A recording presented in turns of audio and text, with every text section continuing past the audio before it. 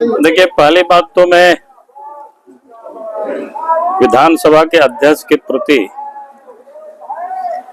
जो उनका जो व्यवहार रहा है मेरे प्रति खास करके, उस पर मैं विरोध दर्ज करता हूँ।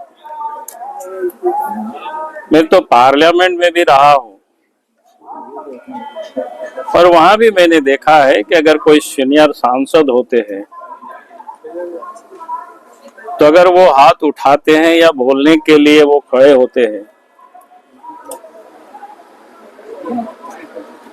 तो अध्यक्ष उनकी बातों को 2 मिनट ही सही, 1 मिनट ही सही, लेकिन उनको अवसर देते हैं।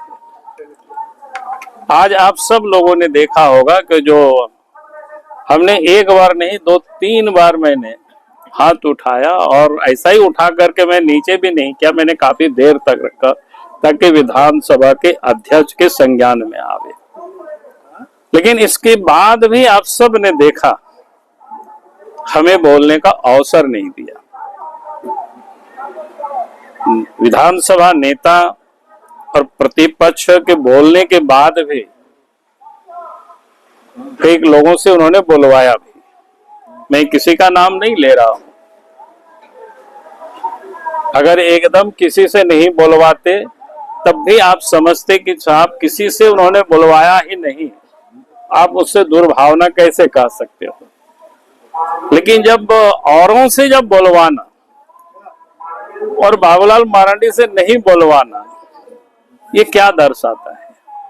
और ये घटना पहली दफा नहीं हुआ है, पहले भी हुआ है, लेकिन आज मैं मन से अंदर से काफी दुखी हूं, पीड़ित हूं कि भाई एक वो हमें पार्टी के नहीं मानते, मुझे उसकी कोई चिंता नहीं,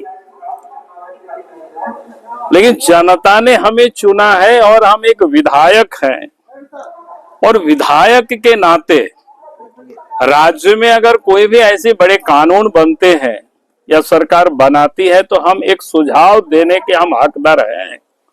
जनता ने हमें इसीलिए चुन करके विधानसभा भेजा है।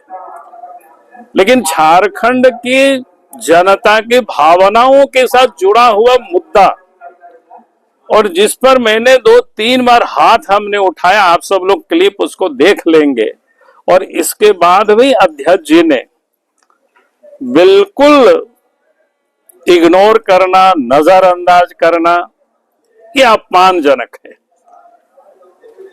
और मुझे लगता है कि पूरी तरह से राजनीति से प्रेरित हो करके विधानसभा के अध्यक्ष ये काम कर रहे हैं। ये बिल्कुल लोकतंत्र के लिए वो ठीक नहीं है, वो गलत है।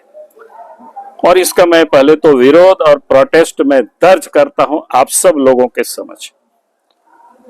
दूसरा जो मैं कहूंगा कि आज जिसकी उन्होंने हूबहू बिल पेश किया, पिछले दफा भी हम सब लोगों ने सुझाव दिया था। स्मरण दिला रहा हूं, 2004 से 14 तक जो 10 वर्षों का जो कालखंड रहा है, उस कालखंड में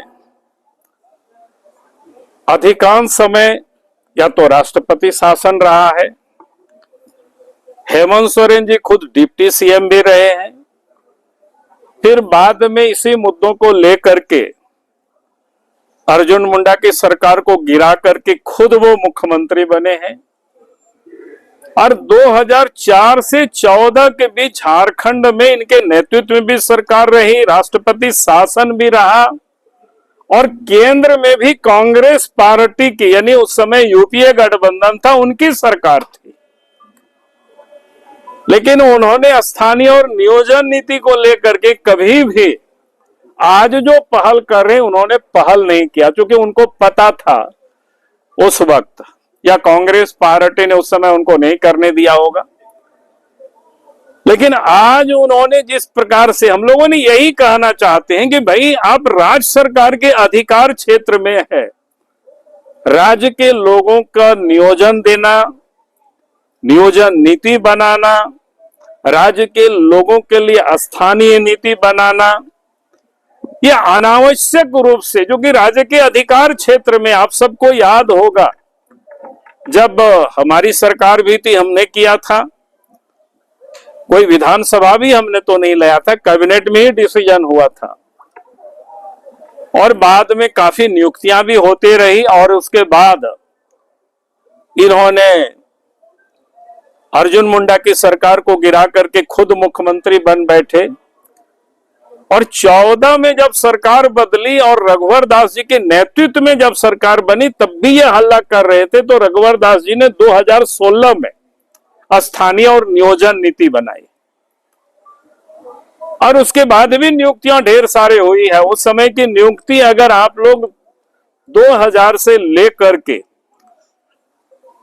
और 19-20 तक की नियुक्ति को अगर आप देखेंगे, जितना अधिक नियुक्तियां हुई है कि इनके तो 4 साल के कार्यकाल में कोई नियुक्तियां हुई ही नहीं है।